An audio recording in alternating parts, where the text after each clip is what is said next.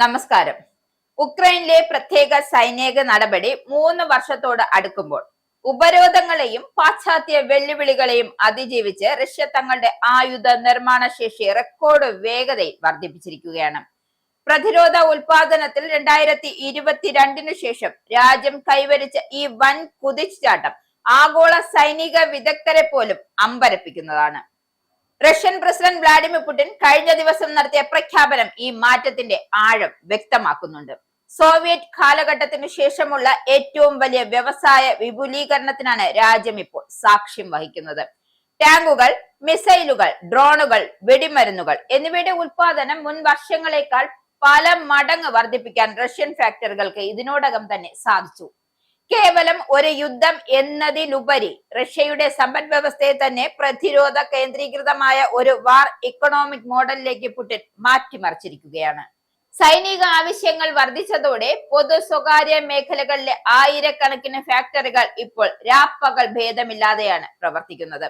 ആധുനിക സാങ്കേതിക വിദ്യയും പരമ്പരാഗത യുദ്ധമുറകളും സമന്വയിപ്പിച്ചുകൊണ്ട് റഷ്യ നടത്തുന്ന ഈ നീക്കം വരാനിരിക്കുന്ന ദീർഘകാല പോരാട്ടങ്ങൾക്ക് രാജ്യം സർവസജ്ജമാണ് എന്ന് തെളിയിക്കുന്നത് കൂടിയാണ്. പടിഞ്ഞാറൻ രാജ്യങ്ങളുടെ സാങ്കേതിക ഉപരോധങ്ങൾ നിലനിൽക്കുമ്പോഴും ആഭ്യന്തരമായി ആയുധങ്ങൾ വികസിപ്പിക്കാനുള്ള ഈ ശേഷി റഷ്യയുടെ തന്ത്രപരമായ ഒരു വിലയിരുത്തൽ കൂടിയാണ്. അതായത് ഇതിനെ ഒരു വിജയമായി കൂടി നമുക്ക് കണക്കാക്കാം.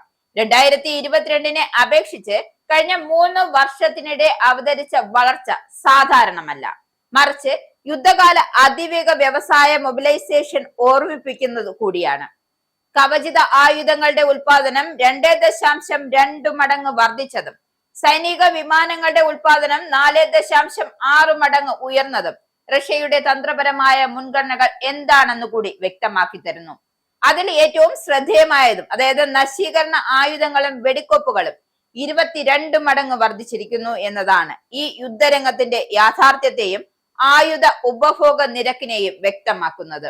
കൂടാതെ കാലാൽപ്പടയിൽ ഉപയോഗിക്കുന്ന യുദ്ധവാഹനങ്ങളും കവചിത പേഴ്സണൽ കാരിയറുകളും 3.7 മടങ്ങ് വർദ്ധിച്ചു. നിലത്തു നിന്നുള്ള പോരാട്ടം റഷ്യ കൂടുതൽ ശക്തിപ്പെടുത്താൻ ശ്രമിക്കുന്നു എന്നാണ് ഇതിലൂടെ സ്പഷ്ടമാകുന്നത്. പുടിൻ പ്രസ്താവനയിൽ പ്രത്യേകം ചൂണ്ടിക്കാട്ടിയത് അതായത് ഈ വളർച്ച വെറും സൈനിക വ്യവസായത്തിന്റെ മാത്രം ശ്രമഫലം അല്ലെന്നും സമ്പൂർണ്ണ റഷ്യൻ സമ്പദ് വ്യവസ്ഥയുടെ ആഭ്യന്തര സഹകരണത്തിലൂടെയാണ് ഇത് സാധ്യമാവുക എന്നുകൂടിയാണ്. ദൃഢമായ ധനകാര്യ സ്ഥിരതയും വ്യവസായ മേഖലയുടെ സംയോജിത പ്രവർത്തനവുമെങ്കിലും പ്രതിരോധ ഉൽപാദനത്തെ ഈ തലത്തിലേക്ക് ഉയർത്തുക സാധ്യമല്ലായിരുന്നു എന്ന് അദ്ദേഹം വ്യക്തമാക്കുന്നുണ്ട്. സമ്പദ് വ്യവസ്ഥയും പ്രതിരോധവും പരസ്പരം ആശ്രിതമാണ് എന്ന ആശയം കൂടി പുടിൻ ആവർത്തിക്കുന്നുണ്ട്. റഷ്യയുടെ ആയുധോൽപാദന വേഗത പാശ്ചാത്യ രാജ്യങ്ങളുടെ ആശങ്കയുടെയും വിശകലനത്തിന്റെയും വിഷയമായി മാറിക്കഴിഞ്ഞിരിക്കുന്നു. ഉക്രൈനിൽ സൈനിക നടപടികൾ നീളുന്ന ഓരോ മാസവും 2 വശത്തു നിന്നും ആയുധ ഉപയോഗം ഉയർന്നതിനാൽ സമ്പദ് വ്യവസ്ഥയെ യുദ്ധ നിർമ്മാണ മാതൃകയിലേക്ക് പുനഃക്രമീകരിച്ച റഷ്യ ഇപ്പോൾ നീണ്ടു നിൽക്കുന്ന സംഘർഷത്തിനുള്ള തയ്യാറെടുപ്പിൽ കൂടിയാണ്. മറുവശത്തെ ഉൽപാദന വളർച്ച റഷ്യൻ ജനതയ്ക്ക് സാമ്പത്തിക സമ്മർദ്ദമോ അതോ തൊഴിൽ വ്യവസായ വളർച്ചയോ സൃഷ്ടിക്കുന്നു എന്നതിനെ കുറിച്ചുള്ള ചർച്ചകളും അന്താരാഷ്ട്ര മേഖലയിൽ ഉയരുകയാണ്.